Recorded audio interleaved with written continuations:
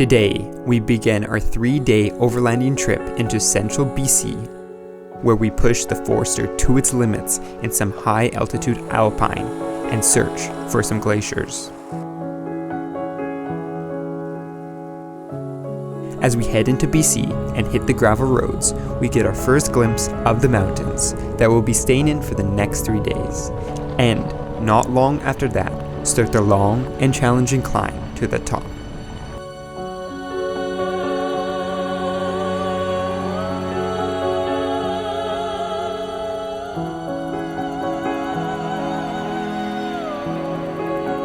Will the Forester make it to the glacier, or will it finally meet its match? Watch and find out. And don't forget to subscribe so you don't miss the rest of this epic adventure. What is up, and welcome back everyone to another epic BC overlanding adventure. As you can tell, we are on the road. We're going to be doing a 4-day overlanding adventure through BC. We're actually doing more of a central BC rather than a south BC trip that we did last year around this time, or a little actually before this. Over this trip, we'll be joined by Austin and Lee. You've seen both of them around over our adventures, so you'll be seeing a little bit more of them over this trip. As I said, we're going through central BC and checking out some new areas. So I haven't made a video of this yet. I know they've been there, so they are going to show me some pretty cool spots, and we'll go check them out. As you can see, we're on the road right now. We are heading west into the mountains right now. We're still in the Alberta prairies, or the foothills. So we got a little bit of a drive ahead of us. We got the Forester all loaded up. I have some new things that I haven't done videos yet on, not so much mods, just quality of life stuff for overlanding. We're still gonna have to do a video on those, but I want to save it till we got it all set up. I'm just testing it out this week, so we'll have to wait and see that video. So let's go ahead and continue on the road and see where we end up. As the hills turned into mountains, we continued on the main highway until we turned off onto the smaller local highway. Here, the mountains closed in and reached for the sky, forcing the highway to follow the twists and turns of the mountain range. As we cleared the final range, we entered the valley, where we got some gas before hitting the sandy trail that would eventually lead us into the wilderness, where we would be spending the next 3 days.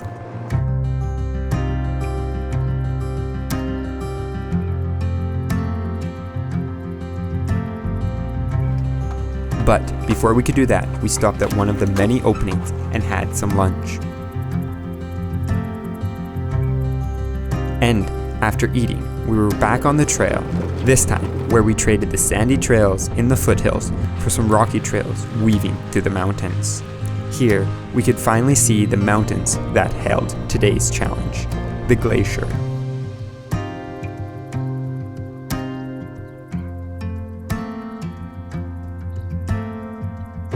So as you can probably tell, we are not on the main trail anymore. It's a little rougher. The Forester is doing great, honestly. Like, it's super smooth with the suspension and the tires. We haven't even aired down yet, and it's just rocking these roads. But we've been going along this, I would say, this kind of branch here for the last little while. And as we get farther and farther into the mountains, we are getting higher and higher up. And also, we're starting to see snow along these mountain ranges right here. So that might or might not be a good thing, depending on how far we're getting up to where we want to go. Where we're going is we're trying to reach a glacier. Austin and Lee have been down here a couple times and they've got up to it, but supposedly later in the season we're able to get farther up into it. So that's what we're going to be trying today. We're still, as I said, on this kind of like, it's a forestry road. As you guys know from many of my BC videos, we ride a lot of forestry roads because they will go all over the backcountry of BC. So that's essentially what we're doing. We're just cruising along this road. It's nothing too technical, nothing too hard. It's just cruising along a dirt road. So I'll catch up to you once we find some more difficult terrain or we get closer to the glacier. So see you in a bit. As we got closer and closer to the Alpine, the trail got more and more difficult and more degraded. Being that we were looking for the glacier, we knew that the water had to be close by, and soon enough we got our first crossing. This one well, it was missing pieces, was a pretty good bridge that, after taking our time, we crossed without problems. Little did I know, this was going to be the easiest crossing all day. After the bridge, things started to go uphill, fast. Thankfully, with the Forester suspension, we were able to keep all 4 wheels on the ground and climb it with no problems. Where we crossed into the Alpine and rewarded with an epic view of the challenge ahead.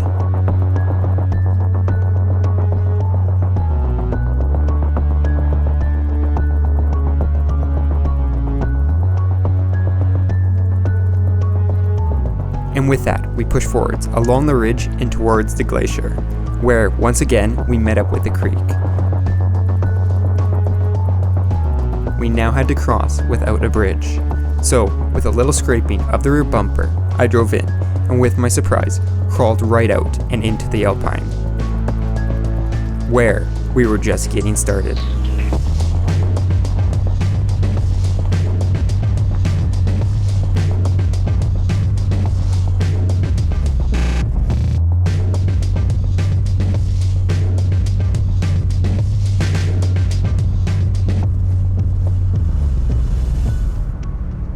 And well, check this out.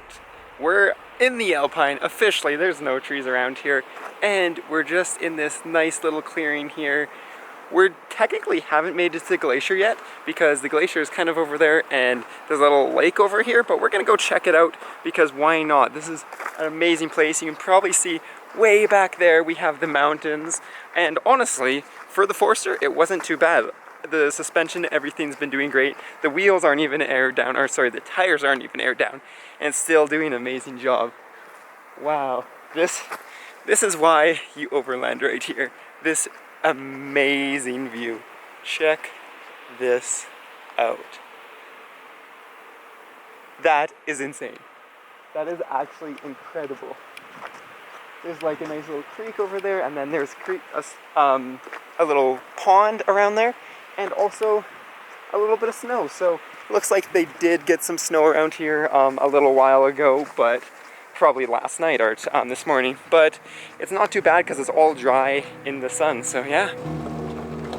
And after a little exploring, we pushed forwards, continuing up the mountain and closer to the glacier.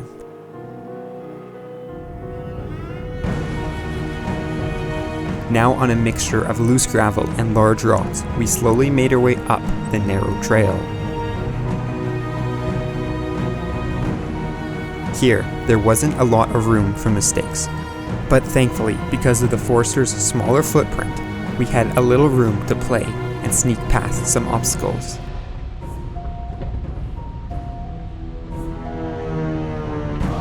While most places I could crawl over the rocks, there's a few that took a little bump and a little more momentum.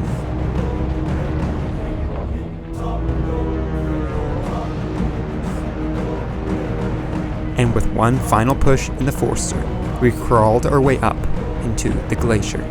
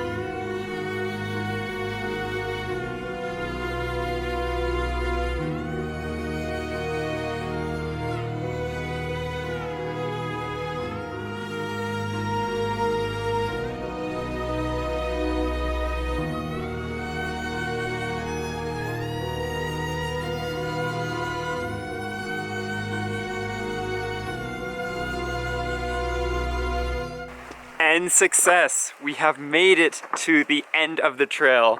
We're literally maybe 25 meters away from the glacier, which is pretty cool to say the Forester has made it up this far. I didn't even actually need to air down. As you saw, there's some spots that I had to like kind of play around, open diff problems, but if I aired down, I probably wouldn't have been able to, or I would have been able to make it without any issues. I just didn't want to air down, it was too much work. But check this out. So we were down there last time I took you, like way down there in the shade, and now we are up here. That is crazy. And there we go, we made it to the glacier. We're now heading back down the trail because as you can see, it's getting dark. It's actually 6:30, so we want to make it to a certain space campsite to camp tonight. So we got to make it down there before it gets pitch black. We still got probably a couple hours before we do that, but that whole glacier trail was amazing. The bottom half was actually not too bad. The top half was definitely a little more hardcore. Use the skid plates lots, but that's why they're there. So yeah, there we go. We found the glacier. We didn't know if we're gonna make it up all the way just because Austin and Lee have tried it multiple times and most of the time they've had to stop. But yeah, so we'll continue heading back down the valley and back towards our campsite.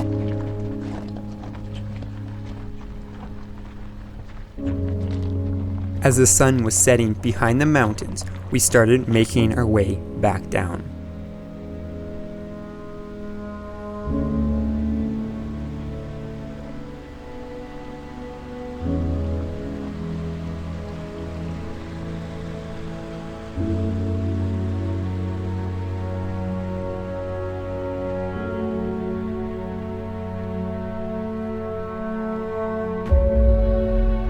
Now with gravity on our side, we could easily coast slowly back down the mountain and make quick work of the water crossing in rough rocks.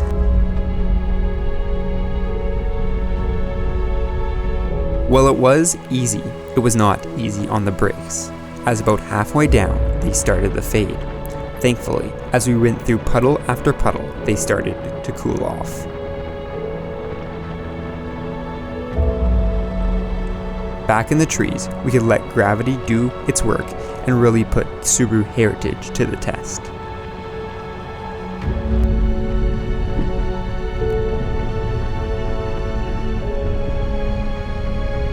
And even with no sway bars and the tent up top, it was planted, making quick work of the trail and getting us to camp for the night.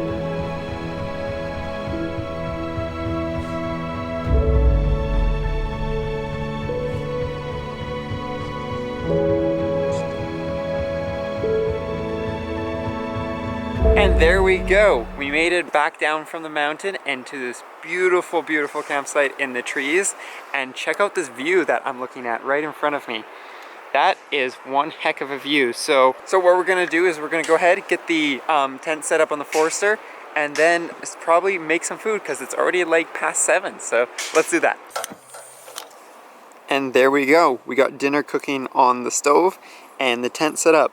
If you're unfamiliar with this setup, go check out some of my older videos because I've covered it quite a bit camping. But yeah, we're just gonna have some food and then yeah, that's about it. It's getting dark already because we've got in here a little bit later, but the stove always works really well and then we should be nice and warm in the tent.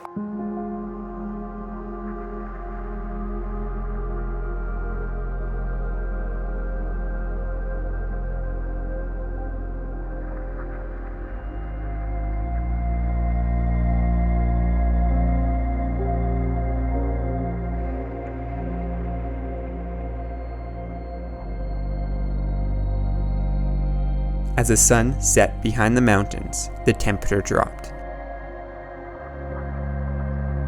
And as always, we started a fire where we discussed today's successes and planned tomorrow's adventures.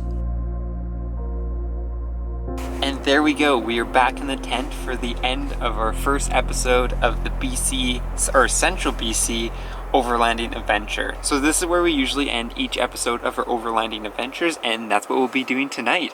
If you guys aren't familiar, as I said, this is the rooftop tent on top of my Forester. This is a pretty standard setup. What I have here is sleeping on one side.